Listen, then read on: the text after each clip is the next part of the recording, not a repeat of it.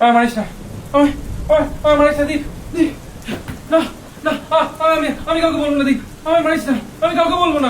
শান্ত হ তুর্য, তুই মরিস নি, শুধু অজ্ঞান হয়ে গেছি। আর ওটা প্লাস্টিকের দামি শুধু। মানে এই ক্যানভাস, এই রক্তমাখা কাপড়, নীলিমা কোথায়?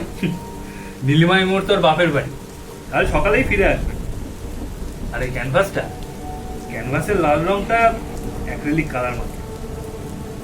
আচ্ছা, তুই একজন গোয়েন্দা গল্প লেখক হয়ে নাটক আর বাস্তবের তফাৎটাও বুঝতে পারলি না? তুই এটা কি করলি বলতো? তুই জানিস এটার কারণে আমার হার্ট অ্যাটাক হতে পারতো? এটা কতটা ভয়ঙ্কর একটা রসিকতা। রসিকতা নয়, পরীক্ষা।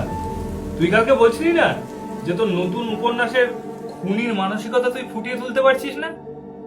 তার জন্য একটা লাইভ ডেমো দেখালাম। এনে কেমন লাগলো ভাইটা? সত্যি তুই একটা পাগল, কিন্তু মানতে হবে তোর অ্যাক্টিং এবং যা সেটআপ, আমি তো সত্যি ভেবে নিয়েছিলাম তুই নীলিমাকে।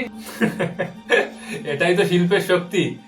এখন যা, বাইরে বৃষ্টিও তো মনে হয় থেমে গেছে, ঘরে গিয়ে উপন্যাসের লাস্ট চ্যাপ্টারটা লিখে ফেল।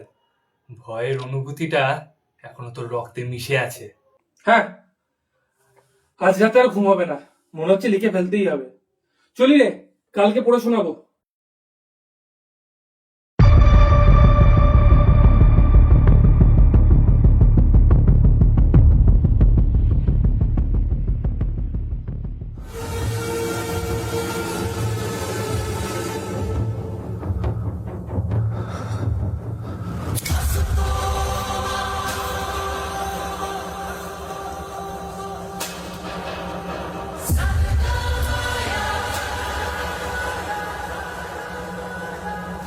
সরি নীলিমা, সূর্য খুব ভালো লেখক, কিন্তু পর্যবেক্ষণের ক্ষমতা অনেক কম।